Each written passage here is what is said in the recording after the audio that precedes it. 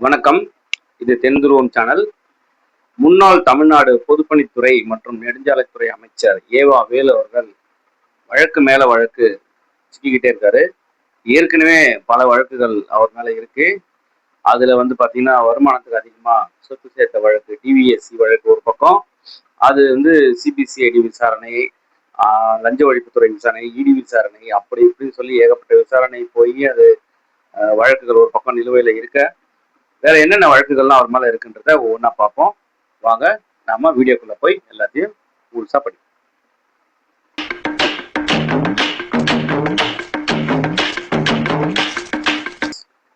2006-2011 ஆண்டு திமுக ஆட்சி காலத்தில் உணவு மற்றும் நுகர்பொருள் வழங்கல் துறை அமைச்சராக ஏவா வேலு இருந்தபோது வருமானத்திற்கு அதிகமாக சொத்து சேர்த்ததாக லஞ்ச ஒழிப்புத்துறை டிவிஎஸ்சி வழக்கு பதிவு செய்தது. நீதிமன்ற நடவடிக்கை. இந்த வழக்கில் போதிய ஆதாரங்கள் இல்லை என கூறி திருவண்ணாமலை முதன்மை மாவட்ட அமர்வு நீதிமன்றம் ஏவா வேலு மற்றும் அவரது குடும்பத்தினரை விடுவித்து உத்தரவிட்டது. தானாக முன்வந்து விசாரணை, அதாவது ஜூமோட்டோ ரிவிஷன். சென்னை உயர்நீதிமன்ற நீதிபதி என் ஆனந்த் வெங்கடேஷ் இந்த விடுதலை உத்தரவை மறு ஆய்வு செய்யும் வகையில் தானாக முன்வந்து வழக்கை விசாரணைக்கு எடுத்தார். அதாவது வருமான வரித்துறை சோதனை.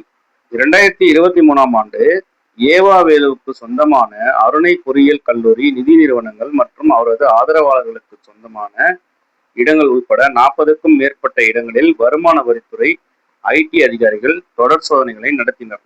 இந்த சோதனைகளின் போது கணக்கில் வராத பண பரிவர்த்தனைகள் மற்றும் ஆவணங்கள் கைப்பற்றப்பட்டதாக தெரிவிக்கப்பட்டது. அடுத்ததாக தேர்தல் தொடர்பான வழக்குகள். திருவண்ணாமலை தொகுதியில் நடைபெற்ற தேர்தலின் போது தேர்தல் விதிமீறல், அனுமதியின்றி பிரச்சாரம் செய்தது போன்ற சில உள்ளூர் தேர்தல் வழக்குகள் பதிவு செய்யப்பட்டன.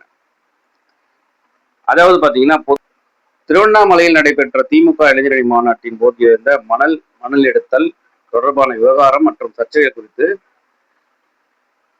ஏரி மண் தோண்டப்பட்டது. திருவண்ணாமலை மாவட்டம் மலப்பம்பாடி ஏரியில் இருந்து சுமார் 45 லட்சம் கன அடி மண் சட்டவிரோதமாக தோண்டி எடுக்கப்பட்டதாக அறப்போர் இயக்கம் குற்றம் சாட்டி உள்ளது. மாநாட்டு திடல் சமன்படுத்துதல். இவ்வாறு எடுக்கப்பட்ட மண் இளைஞரணி மாநாடு நடைபெற்ற நிலத்தை சமன்படுத்தவும் சாலை பணிகளுக்காகவும் பயன்படுத்தப்பட்டதாக தெரிவிக்கப்பட்டுள்ளது.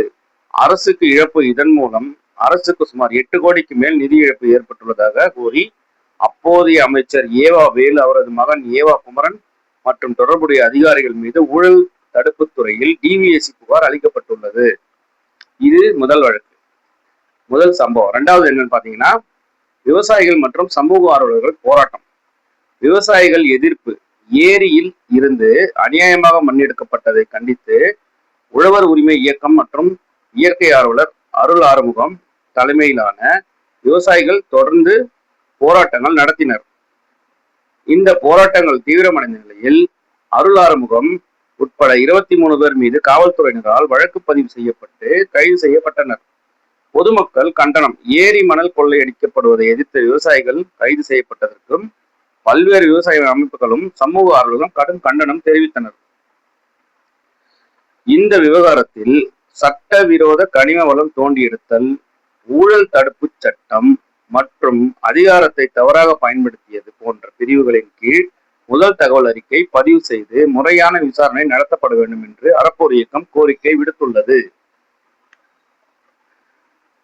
இப்போ பாத்தீங்கன்னா, ஏற்கனவே வருமானத்திற்கு அதிகமான சொத்து சேர்த்த வழக்கு ஒரு பக்கம்.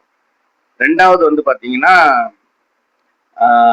தேர்தல் முறைகேடுன்னு சொல்லிட்டு அது ஒரு வழக்கு ஒரு பக்கம். இப்போ மல்லம்பாடி ஏரியில இருந்து மணல் அள்ளினது ஒரு வழக்கு. அதை திமுக கட்சிக்காக, மாநாட்டுக்காக, சொந்த பயன்பாட்டுக்காக அரசோட சொத்தை யூஸ் பண்ணது ஒரு வழக்கு. அந்த போராட்டம் நடத்திய உழவர்கள், சமூக நல ஆர்வலர்கள்லாம் கைது நடவடிக்கை செய்தது ஒரு வழக்கு. இப்படி வழக்கு வழக்கு வழக்குன்னு அடுக்கிக்கிட்டே போகும் போல ஏவா வேலு அவர்கள் அடுத்தது என்ன, இது போல தொடர்ந்து அரசியல் செய்திகளை நம்ம இந்த வீடியோ பதிவுல பார்ப்போம். இந்த சேனலை நீங்க தொடர்ந்து மறக்காம சப்ஸ்கிரைப் பண்ணி பாருங்க, ஷேர் பண்ணுங்க, கமெண்ட் பண்ணுங்க, மறக்காம பெல் ஐக்கானை செலக்ட் பண்ணுங்க. தொடர்ந்து நாங்க இது போல பேசுற வீடியோலாம் உங்களுக்கு நோட்டிபிகேஷன்ல காட்டும். நீங்க அடுத்த வீடியோல நாம இது போல சுவாரஸ்யமான சில தகவல்களோட சந்திப்போம். அதுவரை விடைபெறுவது உங்கள் ஆர்கே. வணக்கம். Mutas, now very busy.